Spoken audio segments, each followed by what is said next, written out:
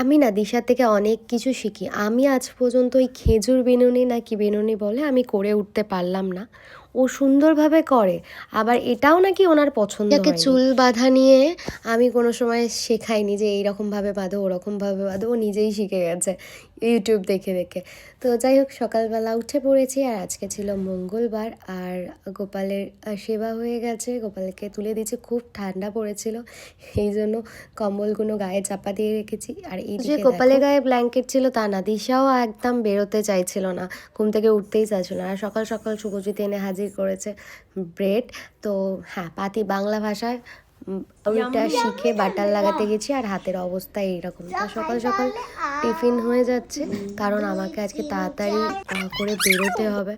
আর চাটা ছাড়া তো চলেই না বললে চলে, কিন্তু অনেক কমে গেছে। আর শুভজিতের টিফিনও প্যাক করে দিয়েছিলাম, ও দেখলাম চলে এসেছে।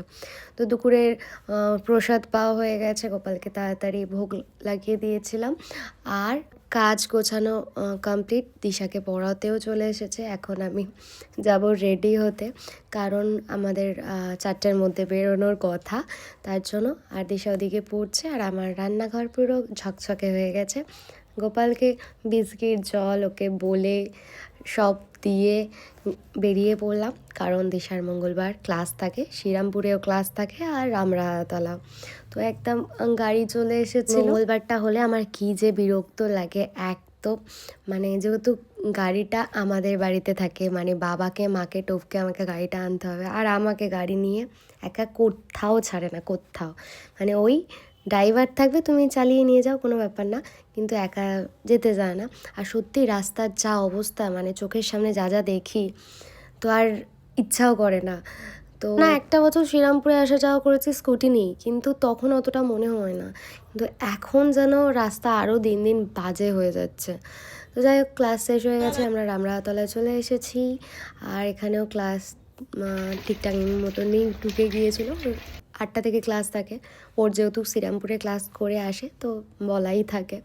তো এখান থেকে তো কিছুতেই বেরোতে চায় না, দেখতেই পাচ্ছ ছোটাছুটি দৌড়াদৌড়ি। এখন আমার কিছুই কাজ নাই, বসে থাকা, মানে ওকে নিয়ে যাওয়া দিয়ে আসাই এটারই হচ্ছে কাজ। তাও এই যে গাড়িতে বসে বসে সেটাও আমার কোমর ব্যথা হয়ে যাচ্ছে, মানে কোমর ব্যথার কি বিচ্ছিরিভাবে ভুগছি কোনো আইডিয়া নেই। তারপরে সমীর কাকা ফোন করেছে, আর একটা কথা, মানে আমি ক্লাসে আসলেই যেন সুজিতকে ফোন করে দিই, মাকে ফোন করে দিই। আর যেহেতু সমীর কাকা কালকে ক্লাসে নিয়ে আসেনি, মানে আমি গাড়ি ছাড়া থেকে কনস্ট্যান্ট, মানে আমি বলি না যে আমার বাবা কাকা, মানে আর একটা যদি মানুষ মানে এত ক্লোজলি থেকে থাকে সমীর কাকা।